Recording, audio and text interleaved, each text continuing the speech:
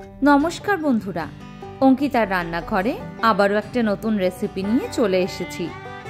আজকে বানাবো এগ কারি। আমার চ্যানেলে নতুন বন্ধু হয়ে থাকলে চ্যানেলটা সাবস্ক্রাইব করে দেওয়ার অনুরোধ রইল। এগ কারি বানানোর জন্য প্রথমেই একটা কড়াইতে সরষের তেল খুব ভালো করে গরম করে নেব। তার মধ্যে সেদ্ধ করে নুন হলুদ মাখিয়ে রাখা ডিমগুলোকে দিয়ে দিচ্ছি।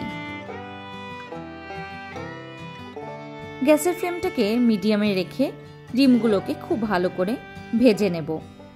ডিমগুলো ভাজা হয়ে গেলে একটা একটা করে ডিম তুলে অন্য একটা পাত্রে নিয়ে নেব।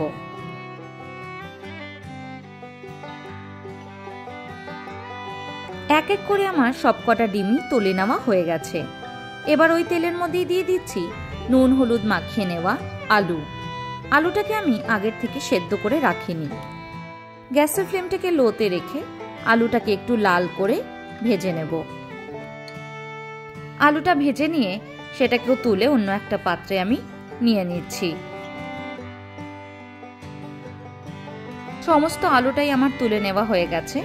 এবার ওই তেলের মধ্যেই ফোড়ন দিয়ে দিচ্ছি শুকনো লঙ্কা আর তেজপাতা। ফোড়নটা ভালো করে ভেজে নিয়ে তার মধ্যে দিয়ে দিচ্ছি দুটো বড় সাইজের পেঁয়াজ, একদম মিহি কুচি করে নেওয়া।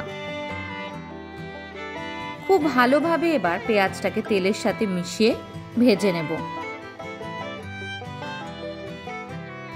2 মিনিট ধরে পেঁয়াজটাকে একটু লাল করে ভেজে নিয়ে তার মধ্যে দিয়ে দেব আদা আর রসুনের পেস্ট।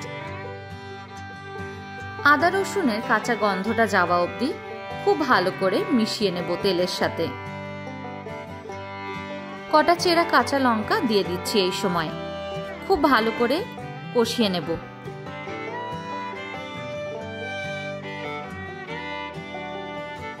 মশলা থেকে তেল ছেড়ে আসলে তার মধ্যে দিয়ে দেব 1 চামচ মতন টমেটোর সস। সসটাকেও খুব ভালোভাবে একবার মিশিয়ে নেব। বাড়িতে যদি টমেটো সস না থাকে আপনারা টমেটো পিউরি দিতে পারেন। ভালো করে মিশিয়ে নিয়ে দিয়ে দিচ্ছি আগের থেকে ভেজে নেওয়া আলুর টুকরোগুলো। পুরো আলুটাকেই আমি দিয়ে খুব ভালোভাবে একবার মিশিয়ে নিচ্ছি। আলুটা যেহেতু ভাজার সময় পুরো সেদ্ধ করিনি, সেই জন্য একটু আগের থেকেই আলুটাকে দিয়ে দিলাম। এবার দিয়ে দিচ্ছি মটরশুঁটি। মটরশুঁটিটা অবশ্যই দেবেন। মটরশুঁটিটা এই রান্নায় দিলে স্বাদটা একেবারে অন্য হয়। এবার কিছু গুঁড়ো মশলা অ্যাড করে দেব। প্রথমেই দেব নুন, হলুদ, লঙ্কার গুঁড়ো। এবার খুব ভালোভাবে মিশিয়ে নেব। গুঁড়ো মশলা দেওয়ার সময় গ্যাসের ফ্লেমটাকে একদম লোতে করেই রাখবেন, না তো মশলাটা পুড়ে যেতে পারে। এবার একদম হালকা আছে মশলা থেকে তেল ছাড়া অবধি অপেক্ষা করব।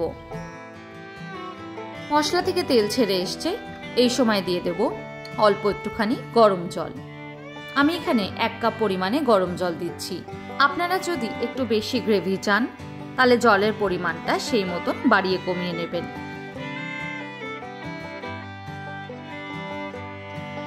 দু মিনিটের জন্য ঝোলটাকে ভালোভাবে ফুটিয়ে নিয়ে দিয়ে দিচ্ছি আগের থেকে ভেজে রাখা ডিম।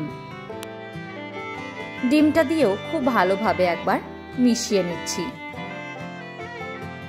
আমার চ্যানেলের যে কোনো আপডেট বা নোটিফিকেশন পেতে নিচে থাকা বেল আইকনটা প্রেস করে রাখবেন।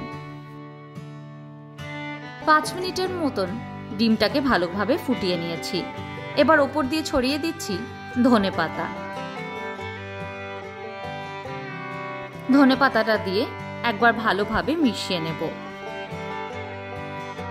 আজকের রেসিপিটা কেমন লাগলো নিচে অবশ্যই কমেন্ট করে জানাবেন। আজকের মতন এইটুকুই। আবার দেখা হবে নতুন কোনো রেসিপি নিয়ে। ভালো থাকবেন, সুস্থ থাকবেন। ধন্যবাদ।